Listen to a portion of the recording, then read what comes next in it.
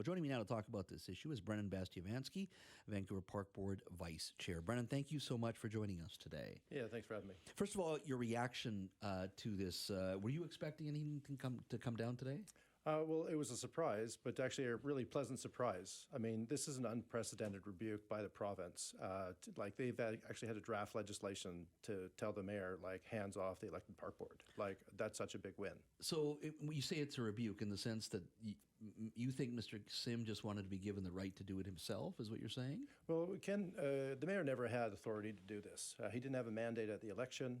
He doesn't have the authority as mayor, so he has to go to the province.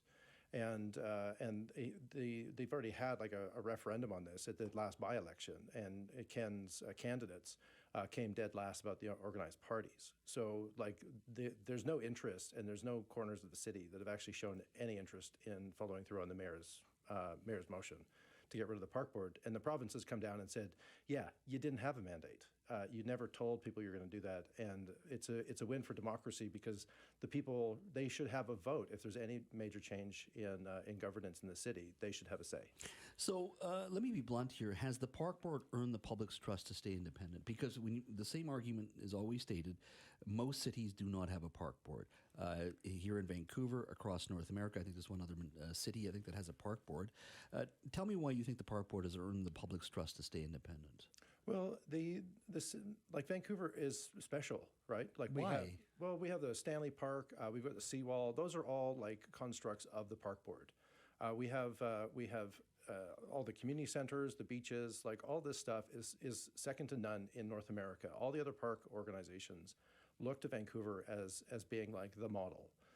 Because the park board's there to protect the land from being sold off to developers. It's there to protect. But what makes you think that would happen, though, Brendan? Because at the end of the day, that city hall would still have to be accountable to the public. People don't want Stanley Park sold off to developers, or other beaches sold off to developers. And I would think most councils that get elected want to be protecting those very beaches as well. What makes you think that all that responsibility that you're talking about can't be handled in a professional manner at City Hall rather than a park board? Well, and over the last 135 years, like the reason the park board has existed for so long is because it has a single focus on parks and recreation. It doesn't have a conflict of interest with developers. That's essentially what happens. So all the other cities, like you go out to Toronto, and you can see like their parks and recreation are actually pretty sad, right? They don't bring to life the public spaces like we do out here. Why is it sad? I'm just curious what you mean by that. Well, like let's take a look at one of our neighbors nearby Seattle, and they've sold off all their waterfront, right? So it's all private interest. Vancouver is the complete opposite because of its park board. Beaches and waterfront, that's all public access, and that's because of the park board. Like you look at down in English Bay, easiest example, that used to be hotels and businesses and houses, and the park board bought it and turned it into public land. That's the role of the park board, and that protection exists while the park board exists. If you remove that and you allow city council to then have the relationship they have with the developers and the ability to sell off parkland, there's no way that if you remove the protections, well, they won't be sold off. Like, the bulldozers are at the ready if the park board goes. But do you think that's happened in other cities here in the Lower Mainland as well? I mean, Burnaby, geography defines some of this, but Burnaby wants to have its parks. Surrey calls itself the City of Parks. I know it's a different type of city, different layout, but those communities want parks. I mean, do you think the municipalities there have done a poor job, or do you think they're at the beck and call of developers in regards to selling off parkland? Well, I mean, some of the stuff that we've done this term already in Park Board to get, we've approved new parks. Just the other day, like this week, we approved a new design for a playground in English Bay. Mm-hmm. Sports fields, we've been able to approve new aquatic center. We've been able to get money into the urban forestry. We've been able to help with getting new lights on fields. Like, so there's actually been a huge amount of success over this last term. In fact, we've spent more capital this term on developing parks like dog parks and splash pads and so on, than like the last 2 or 3 terms. So we've also kept our promise at the election where we bring in the auditor. So the auditor general comes in and says, like, what are the things specifically you need to change in order to develop better parks and rec? better transparency, better use of funds, better balance with fees. And all of that has happened over the last 3 years, and it continues to happen.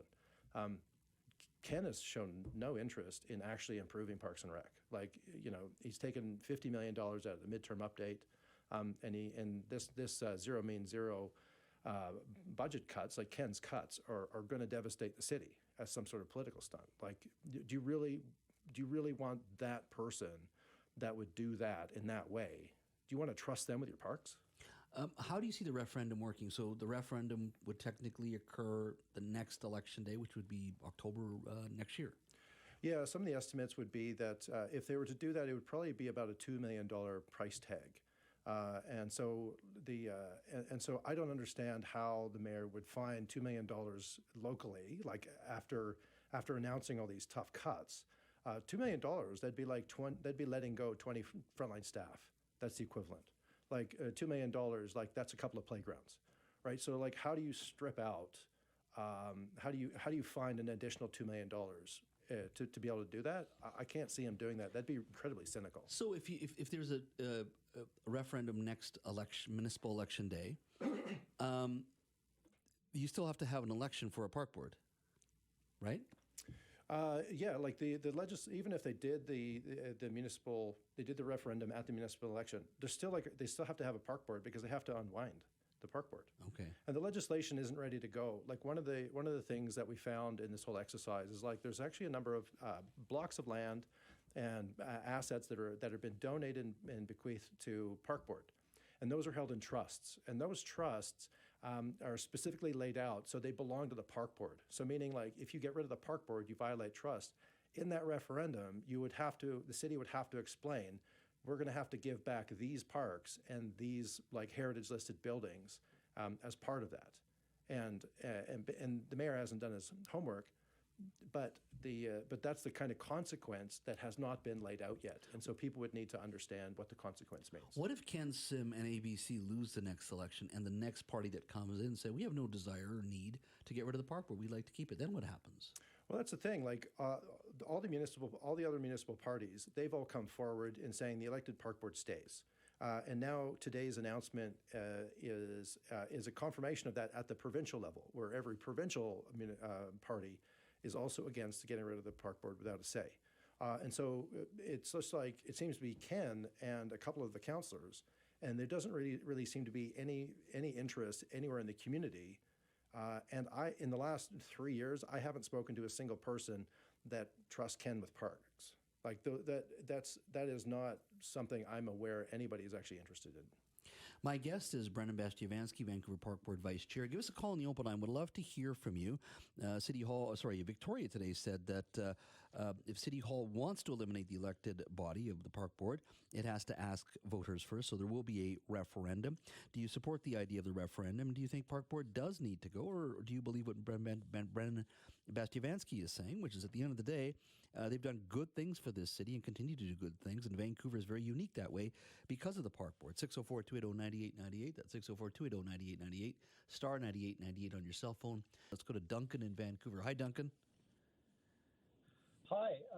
I'm delighted and surprised to hear about the referendum. I think it's just a politically expedient way that the province has taken to address this matter. I, for one, can't wait to vote to get rid of the self-important layer of bureaucratic inefficiency that is the Parks Board. They can't organize a small steam train or end up keeping a 50-meter pool in the city. I think it's about time that we got rid of these clowns. Duncan makes some very important points there, Brennan. I mean, those are two sort of high-profile conversations we've been having in this city. How much of that is Park Board, or would you argue some of that is you're stifled by City Hall on dollars? I'm just curious on those types of issues, especially the train. Well, this Park Board voted both for the train and for the 50 meters. And so in both instances, money was required from city, and city said no, like mayor and council. So Ken, they turned down the money we needed for to be able to keep both of those active. So I mean, the Park Board is there to advocate. And historically, we used to actually have more control over the budget, and it's even been proposed that Parks and Rec in Vancouver should have its own mill rate. Like we should be able to see how much money year to year is actually going into parks. And that's what they do in other jurisdictions. So you can actually see like how much my taxes is actually going to go towards a new community center. Right now, it all just goes into general revenue, and that's why the city council, they're stripping money out. So how much of your budget do you have to go to City Hall for? I mean, is there a set base funding that you have, and then anything else you have to ask for? Oh, well, so in the departments in Vancouver, the park board is unique because we generate revenue. And so I think it's, I think we generate something like $90 million in revenue for ourselves, and then and about the same or 98 million from a tax base. And so that amount, we control fees, so we can raise more money.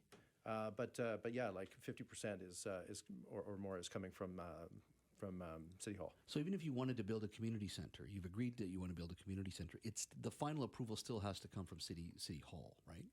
Yeah, like Park Board has approved pools and community centers, and we're waiting for money to get provided by the City Council, and that's kind of where the risk of political interference comes from City Hall because they control the budget for Park Board assets. So if we want to renew a community center like Britannia or Raycam that really need it, West End Community Center, they desperately need it.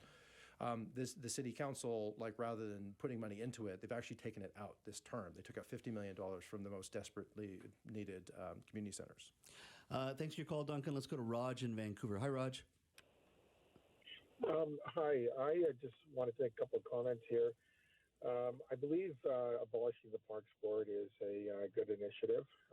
One of the first things I want to point out is that getting in contact with the elected commissioners has been extremely difficult for many residents, and the only way that they engage is usually through filling out a form and through other committee items that are pre-arranged at their weekly meetings.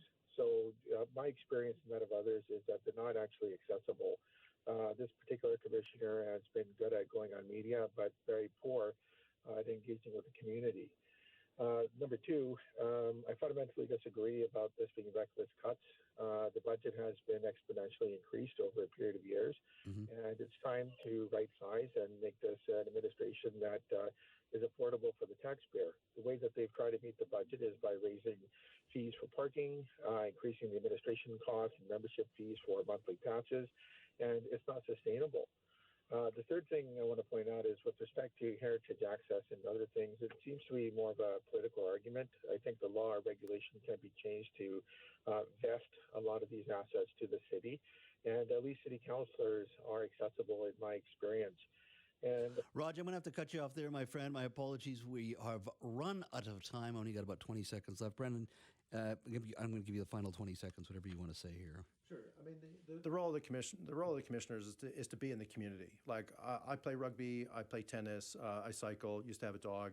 I swim. So I spend all my time in parks. I live near Stanley Park. I'm down the West End. I'll go to parks when we're going to vote on them. I go to community centers to hear their issues. Yeah. So we have direct access, and that's what people want, to be able to have direct access to your elected officials that specialize just in parks. Brennan Bastyovanszky, thank you.